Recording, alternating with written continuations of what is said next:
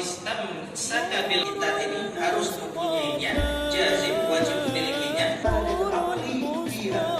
Ada perkara-perkara dalam akad dengan tidak boleh berijtihad.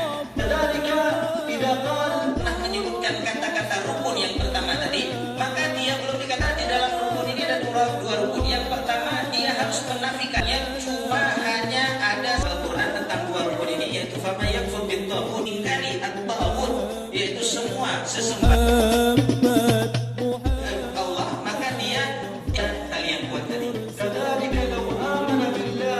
Kalau hanya saja yu'min